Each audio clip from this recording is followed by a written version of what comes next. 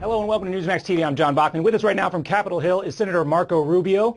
Senator Rubio is trying to help make the case, as are other Tea Party conservatives, that Obamacare must be stopped by any means necessary. And by any means necessary, I mean holding up a potential government spending bill needed to prevent a government shutdown. Senator, good to have you with us again.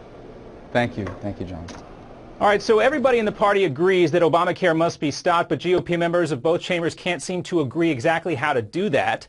Senator Rubio, what is the breakdown right now in the Senate among your colleagues? How many GOP senators are supporting your position on this? Well, first of all, I agree that every single member of the Republican conference agrees that Obamacare should be stopped. I think the disagreement is about the tactics. I just personally believe, without criticizing anyone else, I just personally believe that this is an issue that's so damaging, Obamacare is so damaging to the fundamental American promise that if you work hard and you sacrifice, you should have the opportunity to achieve a better life.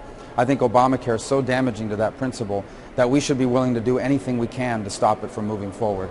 Now, I'm not in favor of shutting down the government. I think the president appears now politically to be in favor of shutting down the government. I'm in favor of funding the government at the levels that were agreed to last year in the Budget Control Act, and of not spending a single penny more of hard-working taxpayer dollars on a disaster, which is Obamacare. A disaster, not that I'm saying it's a disaster the administration has admitted is a disaster because they've had to delay major portions of it. A disaster that labor unions that strongly supported Obamacare, and they're now asking to be exempted from it. So I think that we should do everything and anything we can to prevent this law from going into effect, because once it starts to hurt people, it's going to hurt our economy in ways that may be very difficult to undo later. I think you're right about the president. He seems to kind of welcome this potential government shutdown here, and that, of course, is for political reasons, and we'll get into that and more in just a moment. But I do want to talk to you about the announcement coming from the House leadership today, the GOP House leadership. Speaker Boehner says the House is going to pass a plan that would keep the government open with this CR, but also delay and defund Obamacare. The GOP House leadership has been reluctant to do this up until this point, but now it sounds like they are kind of on the same page with you and Senator Ted Cruz and Mike Lee as well.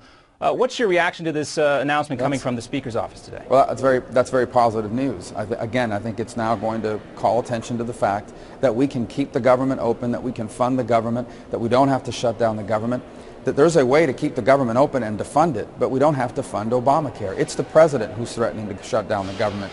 Because what the president is basically saying, and the position his allies in the Senate so far have taken, is that unless they fund Obamacare, they won't fund the government. Well, you know, back to what the president said this week, he's continuing to urge Congress to pass a budget, but it seems like, and this is what we just talked about, that he and Democrats are welcoming this challenge to potentially shut down the government, and they're confident that if they don't get a CR and the proverbial stuff hits the fan, it's going to be the GOP that suffers most from the backlash like it did in 2011. So what are you saying to members of your own party, even the president and Democrats, who are still saying the Republicans did not learn anything from the budget battle of 2011? The president's basically looking for a political win, and I guess his political people have told him that this is a political win. Shut down the government and blame the Republicans. The problem is that's not the Republican position. The United States House of Representatives, a majority of Republicans, are going to pass a short-term budget that keeps the government open. If in fact the government shuts down, it will be, unfortunately, because the president and his allies believe that Obamacare is so important for them that they are willing to shut down the government over it. I think that's short-sighted, primarily because they are going to fight to the end to defend a disaster, something that even their own allies and labor unions are asking to be let out from underneath. You've talked so much recently about these CRs and how devastating they've been to the long-term growth of our government, but the American people have become somewhat accustomed to seeing this every few months or every year or so because there has not been a real deal budget in over 4 years. So the American people are probably expecting both Democrats and Republicans to make this a political issue. Do you think that who really is to blame for the government shutdown matters in this case if there are significant consequences to people's stock portfolios and credit ratings and things of that nature? Yeah, look, I think there's politics involved in all this, and certainly in the short term that matters. But for me, what I'm most concerned about is the long-term economic health of this country. Here's what I know to be true. The American free enterprise system is the only economic system in human history where anyone from anywhere can accomplish anything, where people through hard work and sacrifice can achieve a better life. It has eradicated more poverty than all the government programs in the world combined. That's what free enterprise does. One of the things that undermines free enterprise is unpredictability about the future, because people are afraid to open up new businesses or expand existing ones or invest in new products and invent new things. if they're uncertain about the future. This lack of a federal budget and of certainty about future spending worries people. It's holding growth back. So I would prefer to have a real budget. Unfortunately, for Democrats, budgets are nothing but an opportunity to grow the size and scope of the government. Now, you know, the administration has continually called these delays and some of these problems that we've seen more recently, you know, they've classified them as speed bumps and things of that nature. But do you think, Senator Rubio, that if what we know about this law now, these delays and some of these problems that we're learning about, these increases in premiums in some of these states that have already, you know, gone ahead and applied for these exchanges, do you think if we knew in November of 2012 what we know now, that Governor Romney would be in the White House? Well, again, I think it's very difficult to go back in hindsight and analyze what would have happened in any particular election, but it was a very close election. I think certainly if people had known what they know now about the health care law, if people, and I think this is going to be true as time goes on. You know, we just had word this week that in SeaWorld down in Florida, 2,000 people who work part-time are going to lose hours, from 32 hours to 28 hours. That's devastating for these families. The people working for Walgreens just announced today that they're going to lose their existing coverage that they're happy with and get thrown into these exchanges.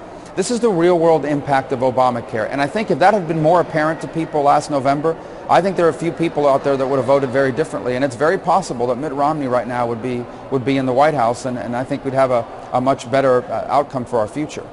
The reason why I asked that question, Senator, is because there are a lot of folks who would say, you know, the real last chance the GOP had to repeal or defund or replace Obamacare was during the election of 2012. Obviously, that didn't happen here, and a lot of people have criticized Republicans in the House, at least, for continually voting to defund Obamacare without holding out some real concrete alternative. The real plan we have, the medical system we have now is not working. Obamacare clearly has its issues, but there needs to be an alternative that actually is going to work, and we're yet to see that materialize from the Republican Party. When are we going to see that, and do you think that's the missing piece here to really end this law? I think as people start to realize that Obamacare is no longer a theory, it is now a reality that's going to impact their lives, people's opinions on this issue are going to continue to change. You see it in the public polling. And as representatives of the people, it is our job to continue to do everything we can to keep things that hurt our economy from going into effect. As far as not offering alternatives, I actually don't think that's a very fair analysis. First of all, you know, over 80% of Americans have health care coverage, and most of them are happy with the coverage that they have. We do have a significant number of Americans that are uninsured for a variety of different reasons, and that's what we should be focused on. But that's not what Obamacare does. Obamacare actually basically takes everybody, including people that are happy with their existing coverage, and it lumps them all in together in this one-size-fits-all approach that's actually hurting people that are happy with their coverage and not doing much to help people that don't have coverage now. And I see your point, Senator, about that maybe not being fair, but what I'm trying to say is the Democrats were able to get enough support to get this passed through Congress. Republicans have not been able to get enough support within the entire caucus to, you know, have a clear alternative, and I think that is fair to say, and we know a lot of people are looking for that clear alternative to emerge, so we'll see what happens there. Senator, I want to wrap up with you on, I know you have limited time, this is our last question here, but on a separate topic, you know, there has been almost zero discussion of immigration reform this summer or since Congress has returned from recess. You have worked so hard on this issue, but it seems like it's either dead already or dying. Is there any momentum or political will remaining in Washington for immigration reform? Well, I think a couple things. First of all, I think obviously this is a difficult issue to deal with. I think we all agree that we have a broken legal immigration system, and in particular, we don't have a merit-based immigration system, which is what our country desperately needs. We also have a very significant illegal immigration problem. I think where the debate now is what's the best way to solve it. And I think that's not an easy issue to solve because there's strong disagreements. And quite frankly, a lot of Americans who rightfully believe that we're being taken advantage of with regards to that. But I would also point to you that there have been some other issues that are as important or more important that have overtaken it here in the short term. Certainly when you have the potential for war, as the Syria conflict raised last week, that's going to galvanize and cause a lot of attention to be paid to that. And then these budget fights are important, and Obamacare is incredibly important. The national debt and the debt limit issue is going to be incredibly important. Those issues are time sensitive, and quite frankly, they're bigger. Immigration's a big issue, but these issues are bigger. And I think that's why the focus is on those issues right now. Yeah, of course, Senator, and you know priorities do change, of course, but the problems of immigration reform don't go away. So hopefully we'll see some more movement on that at least, because as you mentioned, the current legal immigration we have, just like some people might say, our current, the way we pay for medicine at least, is broken in this country as well. We'll see where this debate goes from here. It's certainly heating up. Senator Marco Rubio, thanks so much for being with us again. Thank you, John. And thank you for watching Newsmax TV.